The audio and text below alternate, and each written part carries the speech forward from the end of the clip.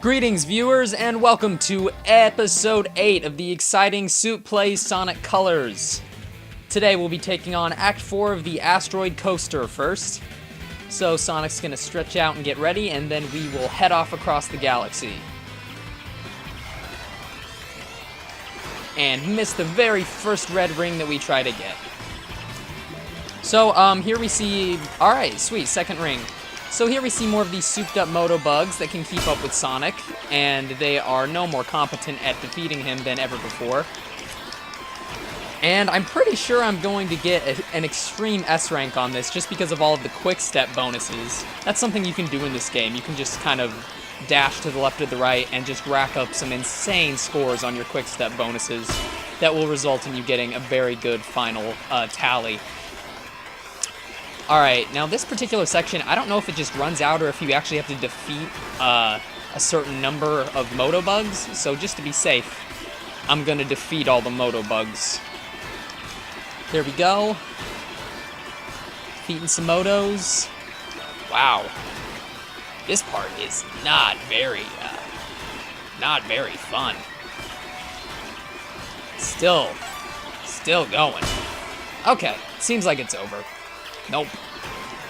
Nix that. So how's everybody doing today? I'm doing well. I recently drove a car. And that's about the most exciting thing that I can say about my week. I mean, yes, I have my license. I have for a very long time. And I drive on a very regular basis, every day in fact, multiple times a day. But I thought I'd just share that with you. My gosh, when is this gonna end? Holy cow. Pretty long section here.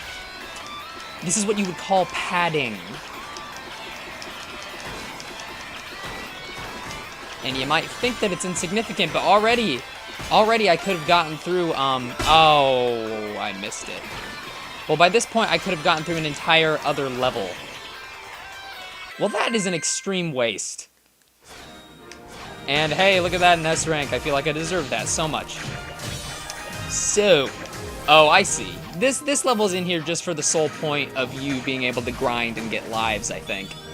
So, if you're at this point in the game, you might be dying a little bit. So they wanted to give you a chance to get lives, I presume. This is where he converts them into the strange, negative aliens with the freaky energy. You know, I've said it multiple times before, but I have to hand it to this game. The graphics are incredible. A lot of times, especially playing it through the Wii U, or if you're using Wii component cables, honestly, a lot of the times you can forget that you're playing it in 480p. It seems high definition a lot of the time. It just looks great. You'll have to excuse me, buddy. I have a generator to shut down. So Yakker's gone missing, and we are off to not find him, but to attend to other business. My gosh, are they all dying in there? I think they're all dying in there. That's dark. Oh, sweet, we got some red rings. Nice.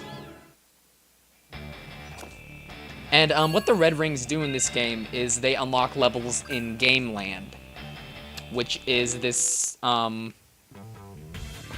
little place where, excuse me, it's a fun little place where you can play some extra bonus levels, and there's some multiplayer in there as well. And it's also where you get the Chaos Emeralds, I think. I'm pretty sure, yeah. I've gotten Chaos Emeralds in this game before, but it's just been a while, but yeah. That's where you go to get the Chaos Emeralds once you've gotten all of the red rings. For this, I don't think I'll be getting all the red rings. I might go back and record myself getting all the red rings and then just do like a montage of me getting them for like a final video or something, maybe. But I think I'm just gonna play through the game. I'm not a huge fan of doing 100% playthroughs unless it's a game that I really feel like it's worth it. And as much as I brag on Sonic Colors, and I feel like it would be worth it to get Supersonic, it's just not really worth it to me for spending all of that time and effort to get them. I don't really have a desire to do that. So we use some more of the Frenzy Wisp, which is incredibly fun to use, as I've said before. Oh, there we go. Jumped over the goal ring there. A B. What is Sonic Games' fascination with ranking you? Makes me feel inadequate. Alright, so 2 acts out of the way. Act 6 is coming up. And we start off with an amazingly cool roller coaster sequence.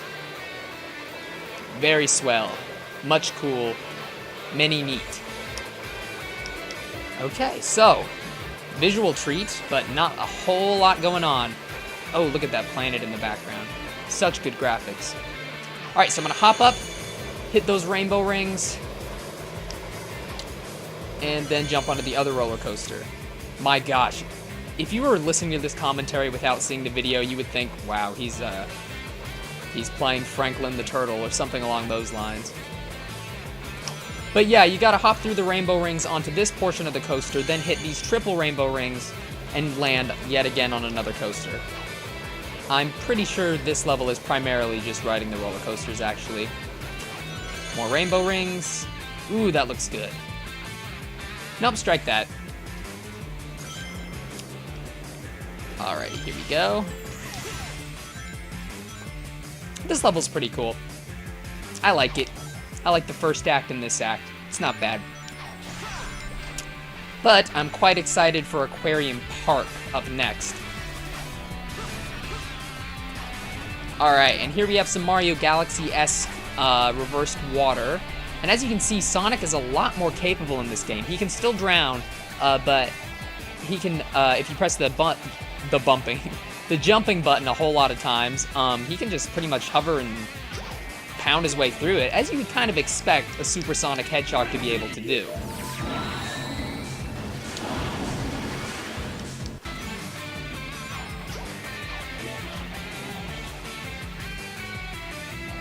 That's something that Sonic continuity never really fails to get wrong. They get a lot of stuff wrong, but hardly anyone ever forgets Sonic's ability to not swim, his anti-ability, his lack of a swimming ability. I'm sure there are some games or comics or something that have gotten it wrong at some point. But for the most part, they always remember. I especially liked in the Olympic games, where Sonic would ride or not, he wouldn't ride but he would have a life preserver on whenever he entered the water. I thought that was really fun. I like that.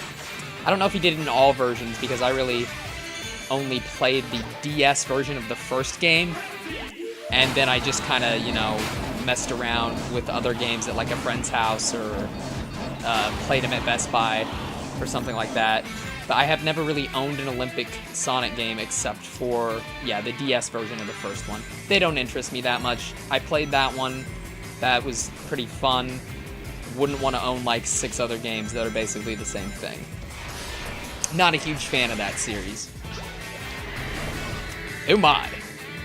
Okay, forgot about this. This is basically like a mini-boss right here, and it can be pretty tough to defeat. You have to jump into its black hole and kind of you have to jump into its gravitational force and then homing attack when the time is right, like that. The first 2 times are pretty easy, but the 3rd time, it gets really fast. Well, I kind of accidentally pressed A there and just destroyed it. So pretend I did that with skill and planning, but in reality I just got lucky. Alrighty, there we go. And I think we're probably about at 10 minutes, but I'm not going to cut the episode short. We're going to go ahead and take on the boss in just 1 second.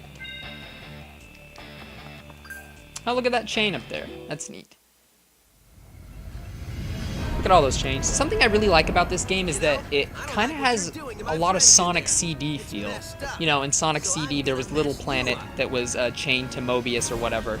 And this game harkens back to that a lot. You've got all the planets on chains and such.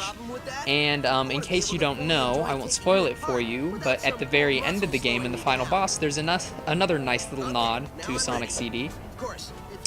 And I thought that was very cool. The animation in the cutscenes, also, I feel I should mention, is pretty good.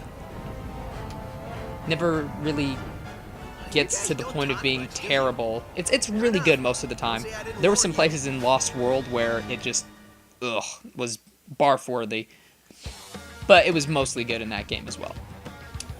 Alright, so here we are taking on a variation of the boss that we fought in Sweet Mountain. Wait, no, not Sweet Mountain, I'm sorry. Starlight Carnival. And this time it's souped up, and it's got a different skin, and it's a little more powerful, but it's basically the same boss, and we will use the same skills that we used previously to defeat it. I don't think you can get laser wisps in this one, though, so you can't pull off that awesome move. You might be able to. I forget.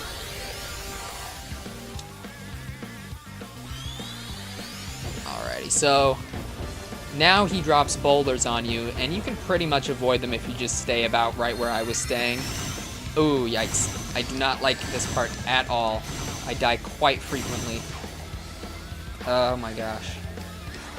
I don't know if you can jump up and homing attack him. I'm too terrified to try it. Okay. I'm gonna die. Or not. That was a lot less scary than it looked. Come on, I need some rings. Alright, there we go. Let's attack these boosters here. Jam away. Alright. Starting to look a little unhealthy there, buddy. Oh, I see why they give you boost. Okay, you didn't need that so much in the Starlight Carnival, but this time around you really want to boost up to him to catch up and inflict more damage. Alright, entering overdrive mode, so we're getting pretty close here. Oh, quick step bonus. I want to earn that S rank. Ow. Ooh, a rocket wisp. Oh yeah, okay. So instead of the laser wisp, you can perform a rocket wisp maneuver on here once it switches to the 2D perspective. So that's pretty fun. I think we'll be able to finish him off with that, actually. If I can survive that long. Yikes. Yikes, yikes, yikes. Really don't want to have to repeat this. Okay, here we go. Hopefully this kills it. Yeah! Sweet! Awesome. Not quite as satisfying as killing the other one with the laser wisp, but still pretty neat in its own right. I like how the game gives you that kind of option, you know? You can either defeat it the normal way, or you can be all cool and use the wisps. That's what makes the wisps really great in this game great in this game, by my opinion, is that it gives you the option to use them instead of forcing it down your throat. And they're pretty fun to use when you do. So, that wraps it up for episode 8, right after this cutscene. And next time we'll be headed off to aquatic, Thanks.